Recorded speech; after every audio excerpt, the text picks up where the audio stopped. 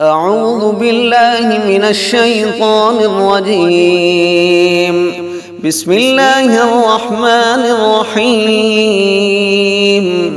الحمد لله الذي أنزل على عبده الكتاب ولم يجعل له عوجا قيما لينذر بأسا شديدا من لدنه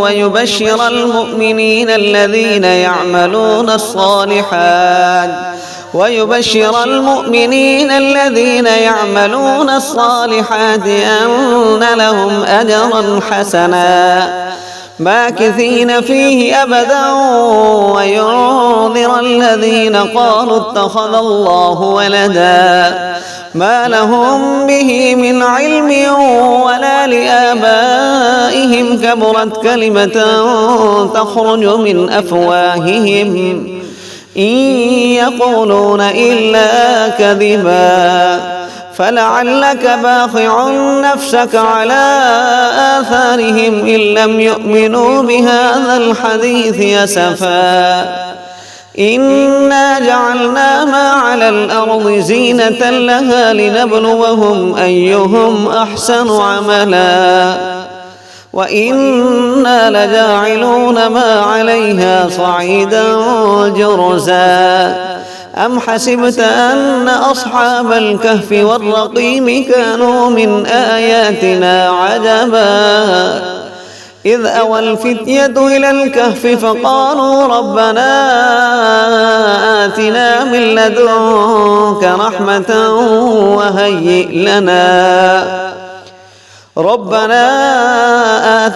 لدنك رحمة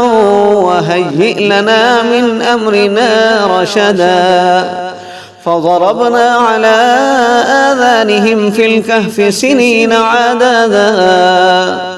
ثم بعثناهم لنعلم أي الحزبين أحصى لما لبثوا أمدا نحن نقص عليك نبأهم بالحق إنهم فتية آمنوا بربهم وزدناهم هدى وربطنا على قلوبهم إذ قاموا فقالوا ربنا رب السماوات والأرض لن ندعو من دونه إلها لقد قلنا إذا شططا هؤلاء قوم اتخذوا من دونه آلهة لولا يأتون عليهم بسلطان بين فمن أظلم ممن افترى على الله كذبا وإذ اعتزلتموهم وما يعبدون إلا الله فأووا إلى الكهف ينشر لكم ربكم من رحمته ويهيئ لكم من أمركم مرفقا وترى الشمس إذا طلعت تزاور عن كهفهم ذات اليمين وإذا غربت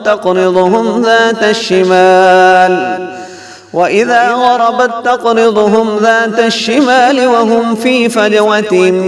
منه ذلك من آيات الله من يهد الله فهو المهتد ومن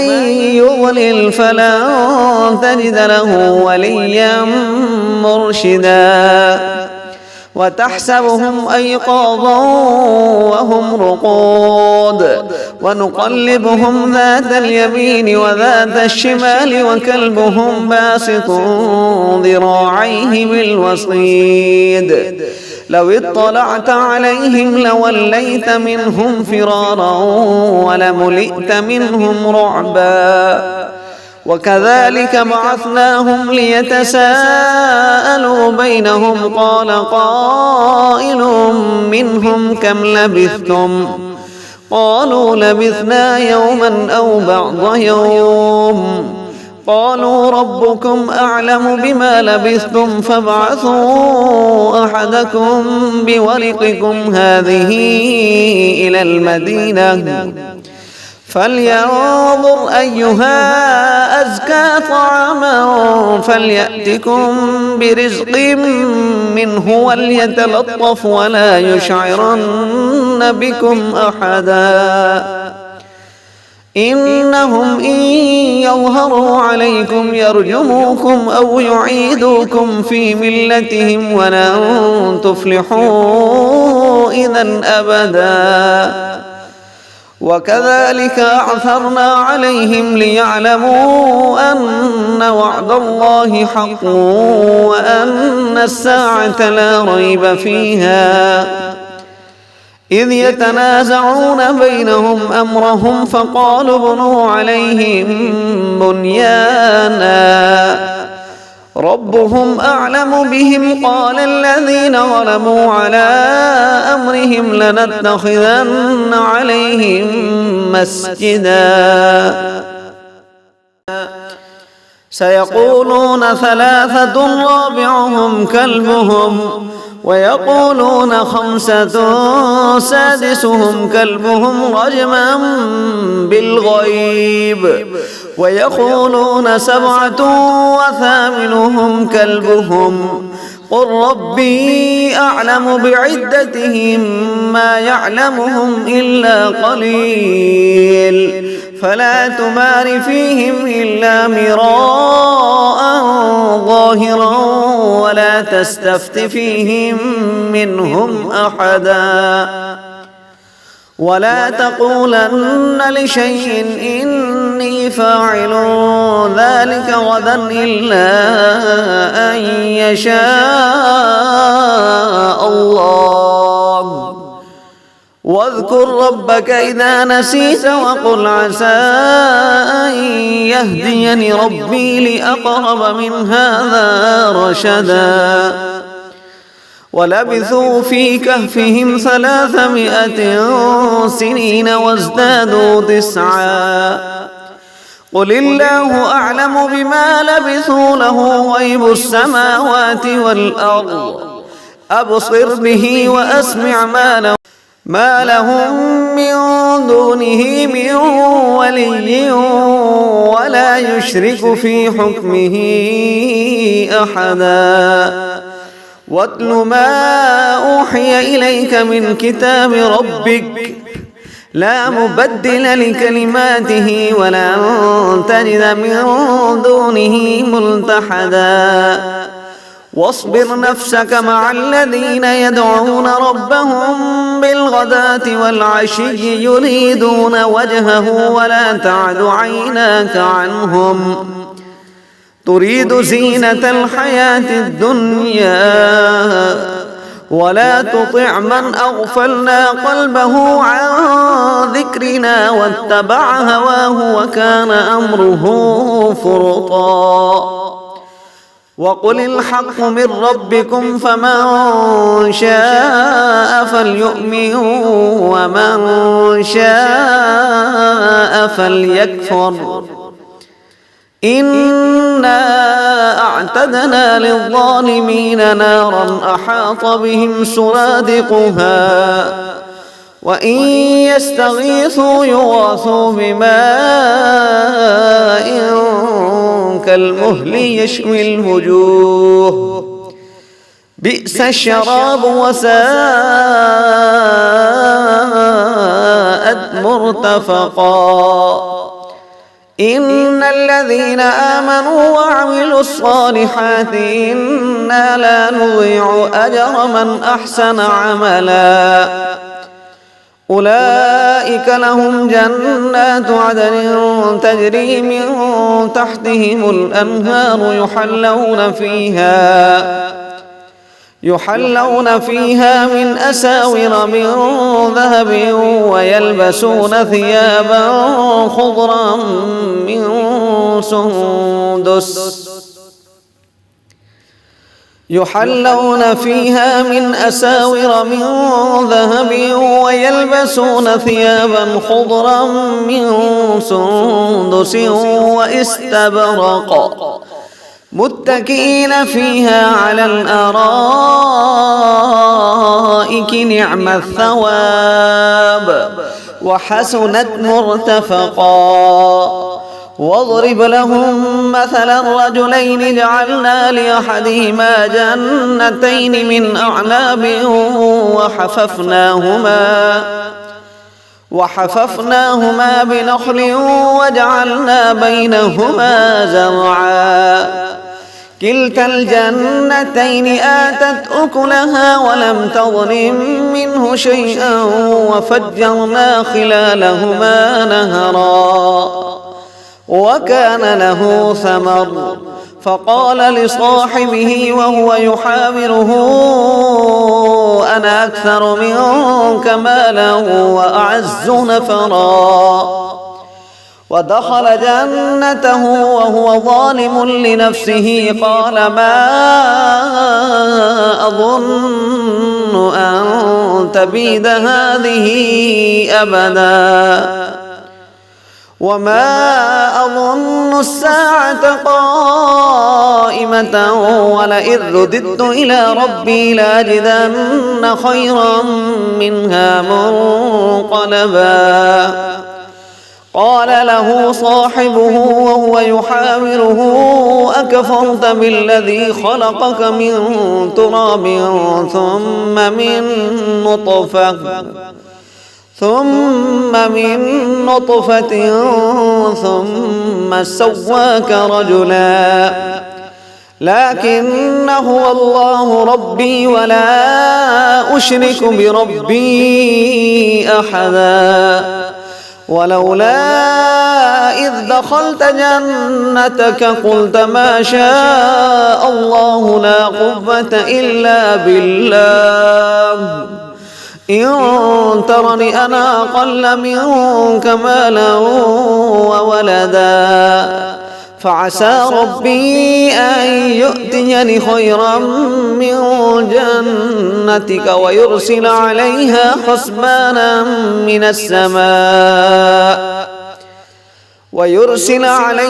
حسبانا من السماء فتصبح صعيدا زلقا أو يصبح ماؤها غورا فلن تستطيع له طلبا. وأحيط بثمره فأصبح يقلب كفيه على ما أنفق فيها وهي خاوية على عروشها ويقول يا ليتني لم أشرك بربي أحدا ولم تكن له فئة ينصرونه من دون الله وما كان منتصرا. هنالك الولاية لله الحق هو خير ثوابا وخير عقبا. واضرب لهم مثل الحياة الدنيا كماء إن أنزلناه من السماء فاختلط به نبات الأرض فأصبح هشيما تذروه الرياح وكان الله على كل شيء مقتدرا. المال والبنون زينة الحياة الدنيا والباقيات الصالحات خير عند ربك ثوابا وخير أملا. ويوم نسير الجبال وترى الأرض بارزة وحشرناهم فلم نغادر منهم أحدا وعرضوا على ربك صفا لقد جئتمونا كما خلقناكم أول مرة بل زعمتم أن لن نجعل لكم موعدا. ووضع الكتاب فترى المجرمين مشفقين مما فيه ويقولون يا ويلتنا ما لهذا الكتاب لا يغادر صغيرة ولا كبيرة إلا أحصاها ووجدوا ما عملوا حاضرا ولا يظلم ربك أحدا. وإذ قلنا للملائكة اسجدوا لآدم فسجدوا إلا إبليس كان من الجن ففسق عن أمر ربه أفتتخذونه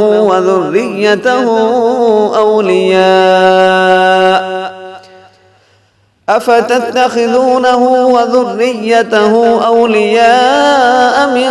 دوني وهم لكم عدو بئس للظالمين بدلا ما أشهدتهم خلق السماوات والأرض ولا خلق أنفسهم وما كنت متخذ المضلين عضدا ويوم يقول نادوا شركائي الذين زعمتم فدعوهم فلم يستجيبوا لهم وجعلنا بينهم موبقا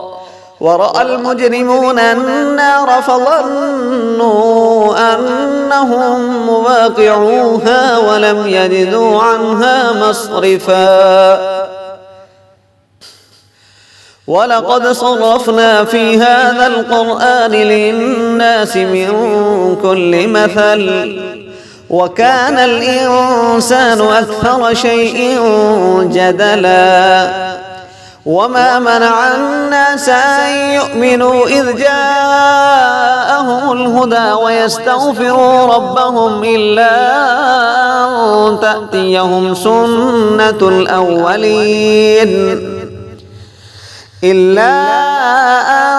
أن تأتيهم سنة الأولين أو يأتيهم العذاب قبلا وما نرسل المرسلين إلا مبشرين ومنذرين ويجادل الذين كفروا بالباطل ليدحضوا به الحق واتخذوا آياتي وما أنذروا هزوا ومن أظلم ممن ذكر بآيات ربه فأعرض عنها ونسي ما قدمت يداه إنا جعلنا على قلوبهم أكنة أن يفقهوه وفي آذانهم وقرا وإن تدعهم إلى الهدى فلن يهتدوا إذا أبدا وربك الغفور ذو الرحمة لو يؤاخذهم بما كسبوا لعجل لهم العذاب بل لهم موعد لن يجدوا من دونه موئلا وتلك القرى أهلكناهم لما ظلموا وجعلنا لمهلكهم موعدا وإذ قال موسى لفتاه لا أبرح حتى أبلغ مجمع البحرين أو أمضي حقبا فلما بلغا مجمع بينهما نسيا حوتهما فاتخذ سبيله في البحر سربا فلما جاوزا قال لفتاه آتنا غداءنا لقد لقينا من سفرنا هذا نصبا قال أرأيت إذ أوينا إلى الصخرة فإني نسيت الحوت وما أنسانيه إلا الشيطان أن أذكره واتخذ سبيله في البحر عجبا قال ذلك ما كنا نبغي فارتد على آثارهما قصصا فوجدا عبدا من عبادنا آتيناه رحمة من عندنا وعلمناه من لدنا علما قال له موسى هل أتبعك على أن تعلمني مما علمت رشدا قال إنك لن تستطيع معي صبرا وكيف تصبر على ما لم تحط به خبرا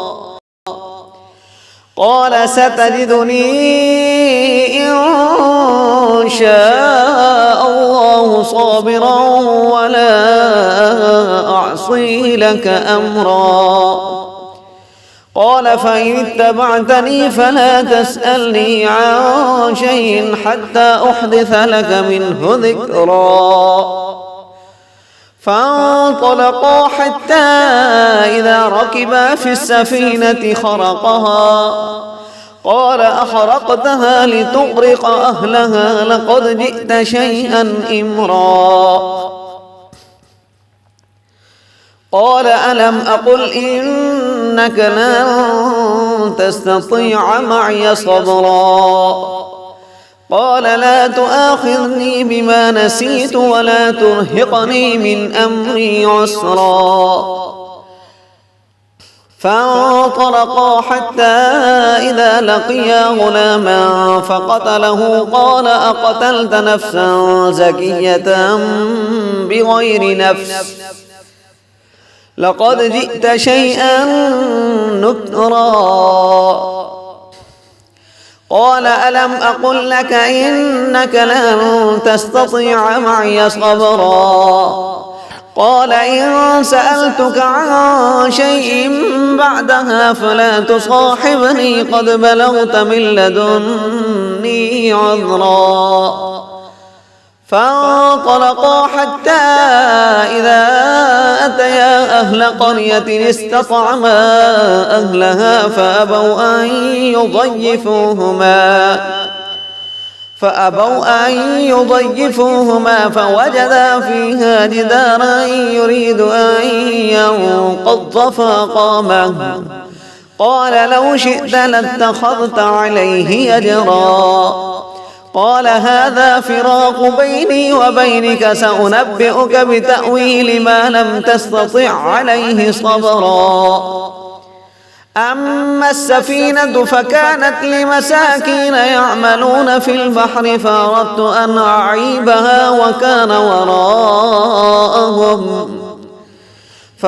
أن أعيبها وكان وراءهم ملك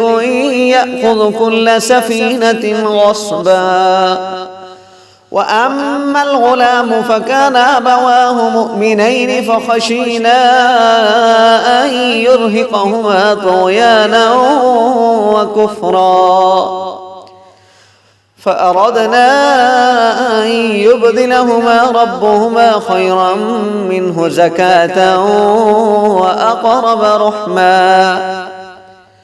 وأما الجدار فكان لغلامين يتيمين في المدينة وكان تحته كنز لهما وكان أبوهما صالحا فأراد ربك أن يبلغا أشدهما ويستخرجا كنزهما رحمة من ربك وما فعلته عن أمري ذلك تأويل ما لم تسطع عليه صبرا ويسألونك عن ذي القرنين قل سأتلو عليكم منه ذكرا إنا مكنا له في الأرض وآتيناه من كل شيء سببا فأتبع سببا حتى إذا بلغ مغرب الشمس وجدها تغرب في عين حمئة ووجد عندها قوما قلنا يا ذا القرنين إما أن تعذب وإما أن تتخذ فيهم حسنا قال أما من ظلم فسوف نعذبه ثم يرد إلى ربه فيعذبه عذابا نكرا وأما من آمن وعمل صالحا فله جزاء الحسنى وسنقول له من أمرنا يسرا ثم أتبع سببا حتى إذا بلغ مطلع الشمس وجدها تطلع على قوم لم نجعل لهم من دونها سترا كذلك وقد أحطنا بما لديه خبرا ثم أتبع سببا حتى إذا بلغ بين السدين وجد من دونهما قوما لا يكادون يفقهون قولا قالوا يا ذا القرنين إن يأجوج ومأجوج مفسدون في الأرض فهل نجعل لك خرجا على أن تجعل بيننا وبينهم سدا قال ما مكنني فيه ربي خير فأعينوني بقوة أجعل بينكم وبينهم ردما آتوني زبر الحديد حتى إذا ساوى بين الصدفين قال انفخوا حتى إذا جعله نارا قال آتوني أفرغ عليه قطرا فما استطاعوا أن يظهروه وما استطاعوا له نقبا قال هذا رحمة من ربي فإذا جاء وعد ربي جعله دكاء وكان وعد ربي حقا وتركنا بعضهم يومئذ يموج في بعض ونفخ في الصور فجمعناهم جمعا وعرضنا جهنم يومئذ للكافرين عرضا الذين كانت أعينهم في غطاء عن ذكري وكانوا لا يستطيعون سمعا أفحسب الذين كفروا أن يتخذوا عبادي من دوني أولياء إنا أعتدنا جهنم للكافرين نزلا قل هل ننبئكم بالأخسرين أعمالا الذين ضل سعيهم في الحياة الدنيا وهم يحسبون أنهم يحسنون صنعا أولئك الذين كفروا بآيات ربهم ولقائه فحبطت أعمالهم فلا نقيم لهم يوم القيامة وزنا ذلك جزاؤهم جهنم بما كفروا واتخذوا آياتي ورسلي هزوا إن الذين آمنوا وعملوا الصالحات كانت لهم جنات الفردوس نزلا خالدين فيها لا يبغون عنها حولا قل لو كان البحر مدادا لكلمات ربي لنفد البحر قبل أن تنفد كلمات ربي ولو جئنا بمثله مددا قل إنما أنا بشر مثلكم يوحى إلي أنما إلهكم إله واحد فمن كان يرجو لقاء ربه فليعمل عملا صالحا ولا يشرك بعبادة ربه أحدا.